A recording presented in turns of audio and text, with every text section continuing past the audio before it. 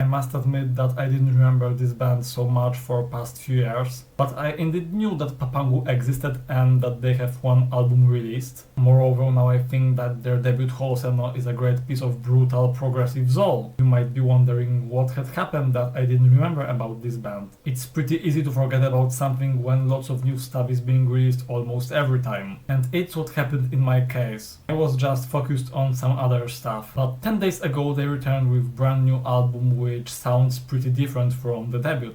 Anyway, hello there, I'm Anthony and we'll be talking about Papangu's Lampião. It is a Brazilian band that plays, as I said before, some prog rock and soul. I've been interested in this genre for a very short time, so I don't know many artists. Including Papangu, I actively listen to 3 soul artists actually. First is such a pretty old Japanese band Poczekajcie Malko. I would really like to do a review of their self-titled In My Cycle where I talk about some older albums. It will happen sooner or later, like that Scaring the House review. And the next band would be Greco Bastion, which is strictly progressive soul. But Papangu on those 2 albums play actually 2 a little different things.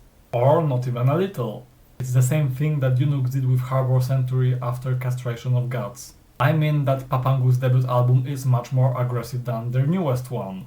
The first one contains lots of aggressive guitars and fast drum blast, while the latest one is more focused on atmosphere and some cleans. But some people in the internet call this album metal and I think it's an inaccurate comparison. Honestly, the only metal band I could compare Papangu to would be Ivoid Hanger's Onkos. And yeah, Onkos' sound is overall pretty similar to the sound of Lampião. Now I guess it's a good time to focus entirely on Lampião.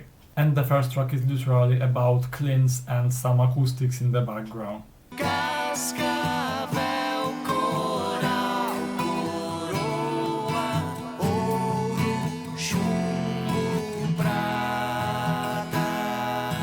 On the next track, the guitars are more melodic and clean vocals are not stopping.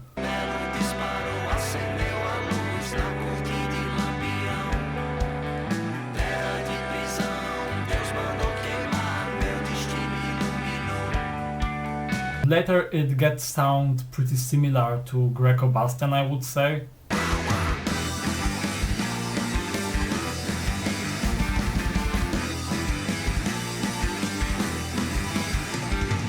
And at the end it has great slow guitars.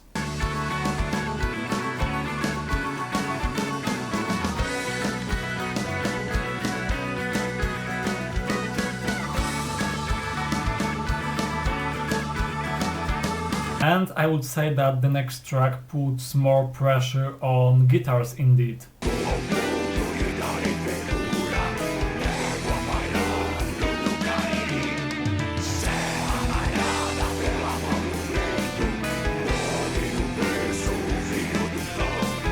And it occurs till the end of the track actually, but at the end there are great psychedelic cleans.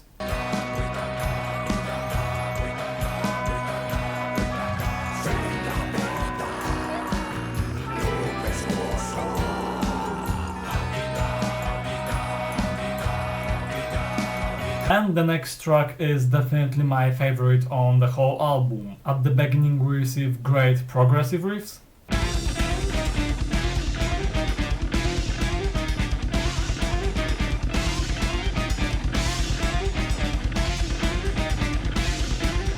And later, in my opinion, the best clean vocal part on the whole album, which made me fall in love with this album, by the way.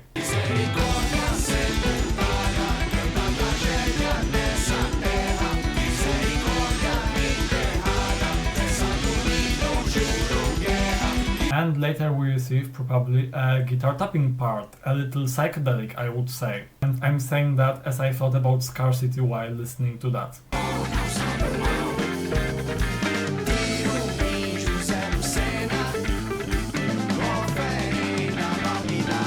And I guess we do not especially care about short interludes, so let's just skip the next track. The track after the interlude is also calm, but it has great cleans.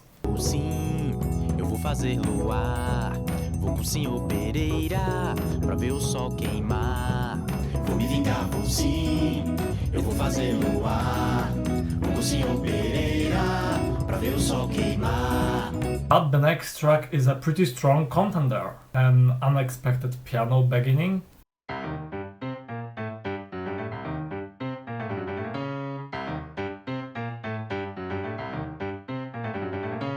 which then is intensifying with some drums.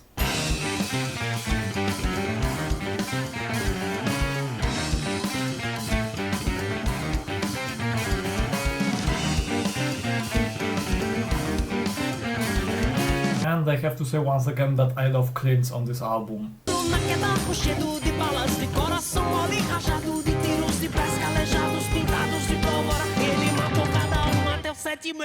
The last two tracks are pretty long compared to the previous ones, as they are 8 minutes long. The first one is very calm and it overall reminds me of the newest Utopianistis album, in everything I would say.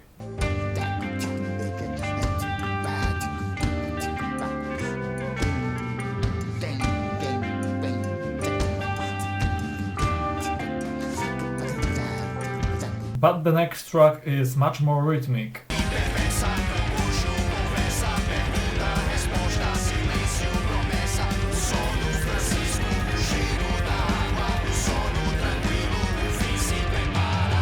And that was the whole album. And I don't know what to say except that I was enjoying this album a lot. Actually sometimes even more than the debut. Anyway, thanks for watching this video. I'm encouraging to support by subbing and liking this video. And see you soon in my next creations.